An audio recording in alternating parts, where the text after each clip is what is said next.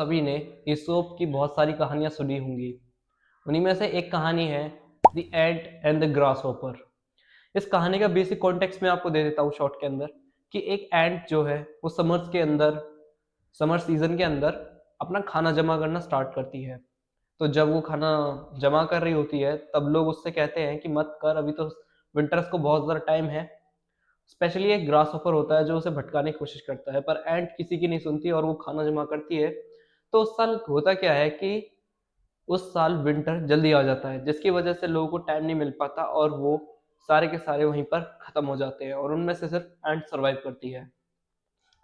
इस कहानी से हमें 3 लर्निंग्स मिलती हैं। सबसे पहला, हमें कोई भी काम करना है तो उसे हमें अपने ऊपर भरोसा रखकर करना चाहिए। आंट के केस में तुम देख सकते हो कि किस तरह से लोग भटकाने के लिए उसे तैयार बैठे थे कि विंटर्स अभी बहुत दूर है, बहुत टाइम है, एक्स वाई जेड बहुत सारे रीजन थे, तो तुम ये काम क्यों कर रहे हो। पर आंट को पता था कि आज के लिए तो हम बेस्ट कर रहे हैं, पर कल के लिए हम क्या बेस्ट कर सकते हैं, ये उसे करना था। तो उसने खुद पर बिलीव किया, बाकी सब गया भाड़ में, उसने खुद के लिए काम किया और आखिर में उसने उसको रिजल्ट भी दिया उसके काम ने।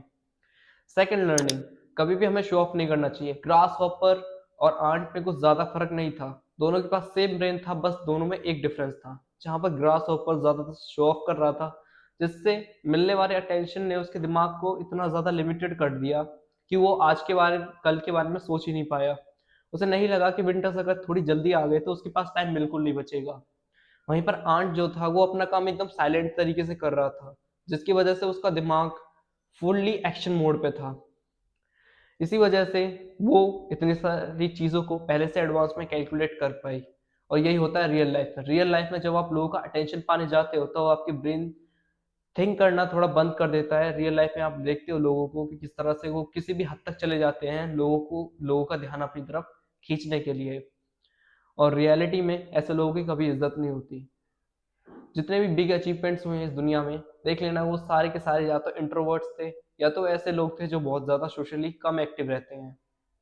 थर्ड लर्निंग, हमें किसी भी चीज़ को करने से पहले उसके फ्यूचर सर्कमस्टेंसेस को बारे में सोचना चाहिए।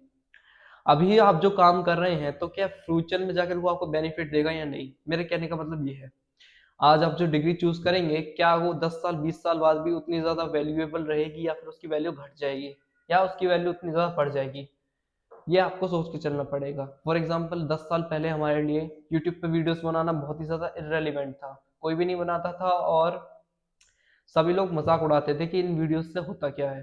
पर आज के एरा